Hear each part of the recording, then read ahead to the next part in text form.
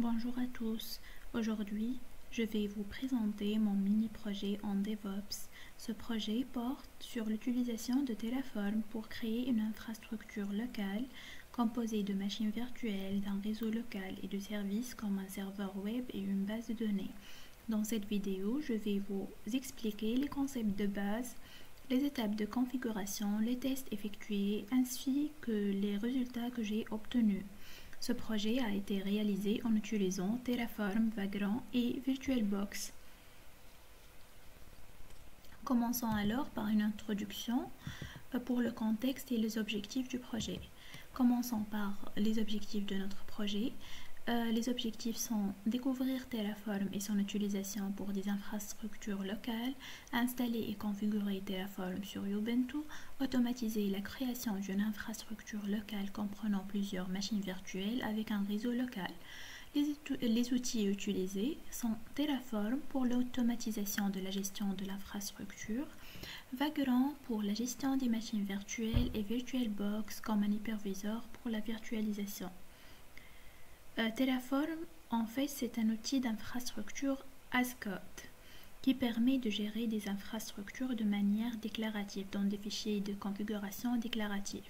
Vagrant, c'est un outil qui simplifie la gestion des machines virtuelles en automatisant leur création et configuration. Tandis que VirtualBox, l'hyperviseur dans notre cas, est utilisé pour exécuter plusieurs machines virtuelles sur un seul hôte physique. Terraform, Vagrant et les hyperviseurs sont des outils essentiels dans la gestion moderne des infrastructures. Terraform permet de définir et gérer des infrastructures via des fichiers de configuration déclaratifs. Comme notre cas, on va voir le fichier main, les fichiers pour les variables et un fichier pour les outputs. Vagrant, quant à lui, simplifie la gestion des machines virtuelles et s'intègre parfaitement avec des hyperviseurs comme VirtualBox ou KVM. Ces outils sont utilisés ensemble pour permettre à créer des infrastructures automatisées, reproductibles et bien documentées, car on peut mettre plusieurs commentaires dans les fichiers de configuration de Terraform ou des commentaires explicatifs aussi dans le fichier Vagrant File créé avec Vagrant. Passons maintenant à la première phase qui concerne la préparation de l'environnement. Pour préparer notre environnement, il faut mettre à jour tous les dépôts de notre environnement par la commande sudo apt update. Si tout va bien, on passe vers l'installation de Terraform. Il faut installer Terraform avec la méthode qui se trouve sur le site officiel de Terraform, développé par la société HashiCorp, qui s'adapte au système hôte adapté. Ensuite, il faut vérifier l'installation via la commande terraform-version pour vérifier la version installée. Il faut bien vérifier la version pour qu'elle soit compatible avec l'hyperviseur, avec le Vagrant.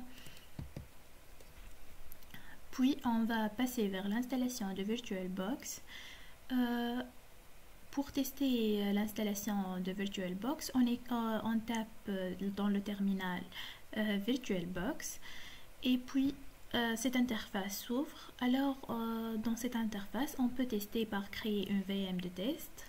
On va sur New et créer une VM de test avec des critères simples, comme dans mon cas je l'ai nommé test. Elle est par défaut dans un statut powered off, c'est-à-dire elle est éteinte. On passe maintenant vers l'installation de Vagrant. Il faut configurer un projet Vagrant de base pour intégrer l'hyperviseur. Dans notre cas, c'est VirtualBox. Les commandes sont sudo apt install Vagrant. Si tout va bien, on teste la version de Vagrant installée. Bien sûr, elle doit être compatible avec la version installée de Terraform. Puis on passe vers les commandes concernant Vagrant. Vagrant init initialise un projet Vagrant et elle génère un fichier Vagrant File par défaut dans le répertoire de travail. Ce fichier définit la configuration de la machine virtuelle que Vagrant va gérer, y compris le système d'exploitation et les paramètres de l'hyperviseur. Comme on voit dans la capture d'écran que j'ai mis dans la présentation, Vagrant File has been placed in this directory. Il faut configurer le fichier par défaut créé par Vagrant, qui est appelé Vagrant File, pour fonctionner avec l'hyperviseur VirtualBox. Puis on passe vers la deuxième étape qui est Vagrant App. Cette commande démarre la machine virtuelle définie dans le Vagrant File. Cette commande télécharge l'image de la machine virtuelle si elle n'est pas déjà téléchargée, crée et démarre la VM définie dans le Vagrant File.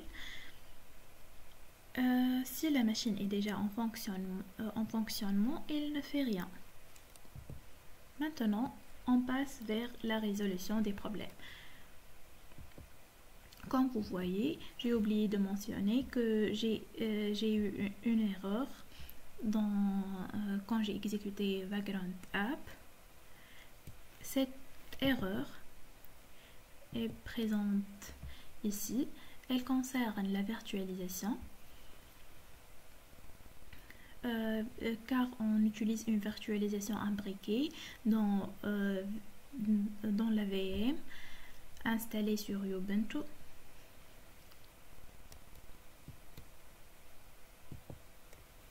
Pour tester si la virtualisation est activée ou non, on tape cette commande. Cette commande, si elle retourne 0 comme mon cas, c'est-à-dire que la virtualisation est désactivée. Si elle vous retourne une valeur supérieure à 0, c'est-à-dire que la virtualisation est activée dans votre cas, et si vous avez des erreurs, il ne concerne pas la virtualisation imbriquée. Pour corriger ce problème de virtualisation, on va aller sur le BIOS. Bien sûr, le menu de BIOS, on l'ouvre au démarrage de PC. On tape longtemps sur le bouton supprimer ou F12 ou F10 selon le cas de votre PC. Comme mon cas, j'ai un PC MSI. Quand le BIOS est ouvert, on va sur le menu de Advanced, puis il faut mettre les deux options Intel VT et VTD qui sont présents ici. VTD et Intel Virtualization Technology are enabled. Il faut activer ces deux options. Si ces deux options sont désactivées, vous ne pouvez pas travailler avec Vagrant et Terraform, car la virtualisation dans votre système hôte est désactivée. Et tester une autre fois avec Vagrant App, et comme vous voyez, tout marche bien et vous avez un résultat machine booted and ready, c'est-à-dire que la machine est démarrée convenablement. Maintenant, on passe vers la phase 2 qui concerne la création de l'infrastructure avec Terraform. Dans cette phase, on va se baser sur trois fichiers, main, variable et output. La commande qui est mentionnée ici, stats main.tf, variable.tf, output.tf, c'est pour créer ces fichiers. Main.tf, c'est pour la définition des ressources, VM et réseau. Variable.tf, c'est pour la gestion des paramètres configurables et réutilisables. Output.tf, c'est pour l'affichage des résultats, c'est-à-dire afficher par exemple des adresses IP, des informations sur les ressources.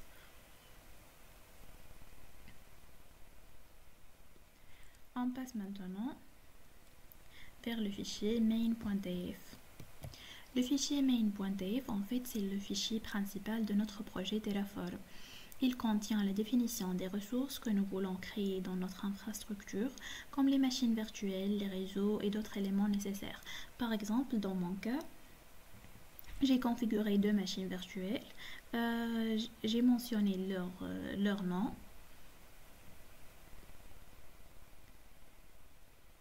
On peut aussi, pour chaque machine, spécifier les paramètres comme le nom de la VM, la quantité de CPU et de mémoire, ainsi que le fichier ISO pour l'installation du système d'exploitation, par exemple, qui va être installé sur chaque VM. En résumé, main.tf est le cœur de notre infrastructure où toutes les ressources sont définies. On passe maintenant vers variable.tf. TF bien sûr indique toujours Terraform.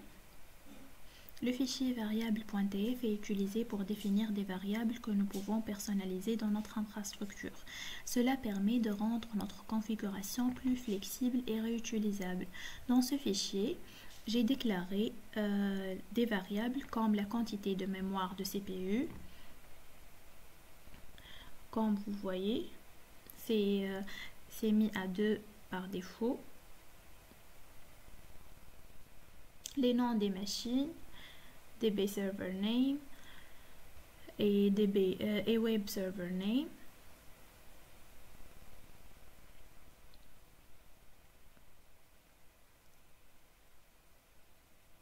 Vous pouvez aussi mentionner les schémas vers les fichiers ISO des systèmes d'exploitation ici aussi.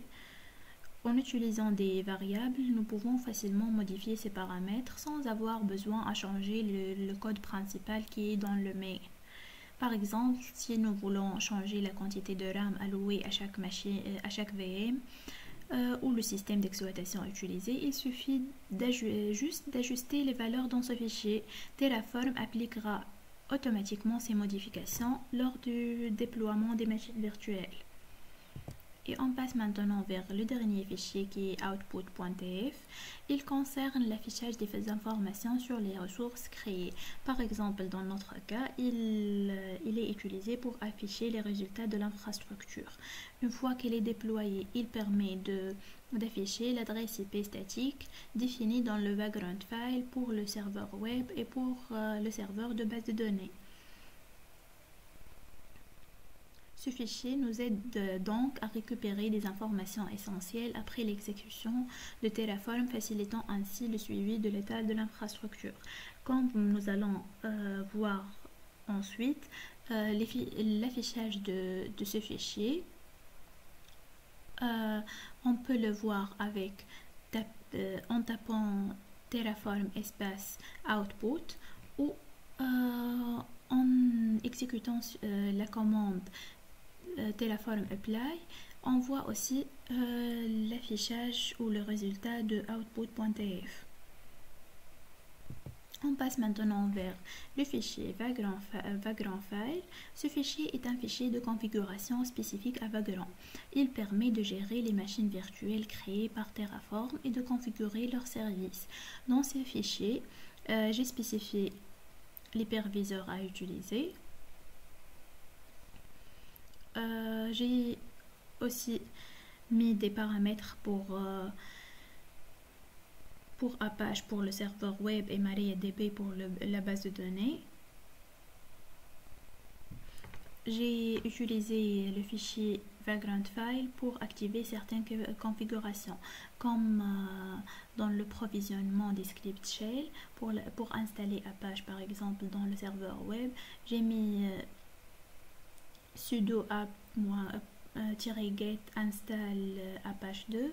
J'ai mis aussi echo pour l'affichage de cette phrase bienvenue sur le serveur web. J'ai mis aussi l'activation d'Apache 2 et j'ai mis aussi l'activation de démarrage d'Apache 2 sur le serveur web bien sûr. Et pour le serveur de base de données, j'ai configuré plusieurs installations aussi dans le script shell, comme l'installation de MariaDB Server, activation de MariaDB, démarrage de MariaDB et plusieurs instructions qui vont qui vont être testés sur ce serveur de base de données, comme la création d'un user. J'ai identifié son mot de passe, je lui ai donné des privilèges et des permissions pour la base de données créée MyApp.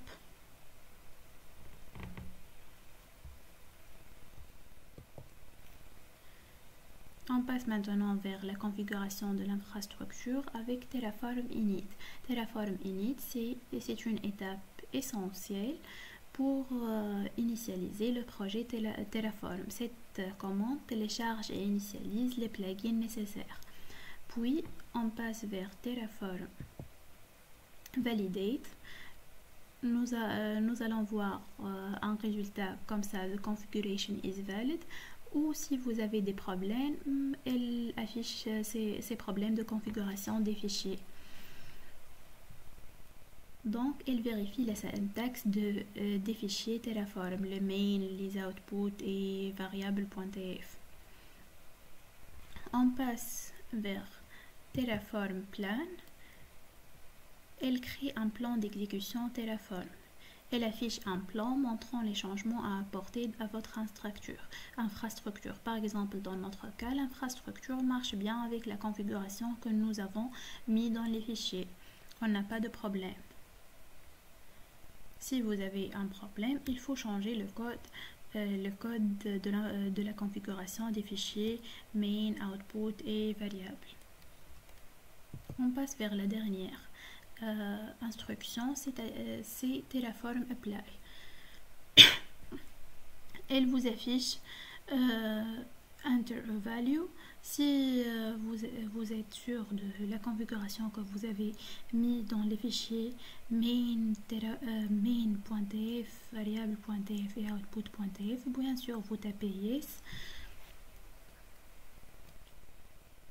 Donc les changements définis dans le plan sont appliqués.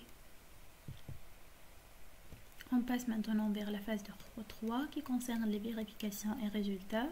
On va vérifier si l'installation que nous avons fait dans les scripts shell pour le serveur de base de données et pour le serveur web, c'est-à-dire l'installation de Apache 2 et l'installation de MariaDB, et les commandes que nous avons écrites dans le script shell de provisionnement de Vagrant File sont appliquées ou non. D'abord, on va commencer par ouvrir VirtualBox. On tape, comme j'ai dit précédemment, on tape VirtualBox. Cette interface est ouverte. Comme on voit, les deux machines virtuelles sont bien créées et ils sont dans un état running, c'est-à-dire ils sont démarrés avec Vagrant App. La première machine appelée Terraform Project Web Server et la deuxième Terraform Project DB Server. Et bien sûr la VM que j'ai créée avant de test, son statut est powered off, c'est-à-dire elle n'est pas démarrée. Si on veut vérifier la connectivité réseau entre les machines virtuelles, on peut basculer sur l'une des machines. Par exemple, dans mon cas, j'ai basculé sur le serveur web avec la commande vagrant ssh web server.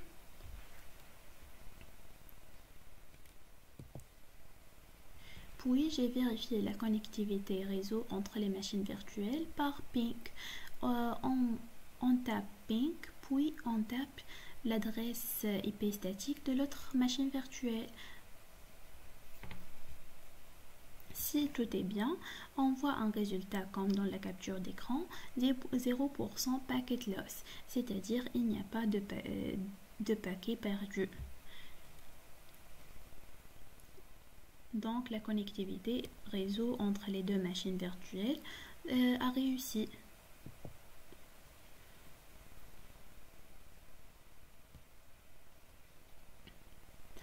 Si on veut tester aussi, on peut tester le serveur web par aller à Firefox Web Browser et taper l'adresse IP de serveur web et on voit bienvenue sur le serveur web que nous avons déjà défini dans le fichier background file. Si on revient pour voir, voici la phrase bienvenue sur le serveur web.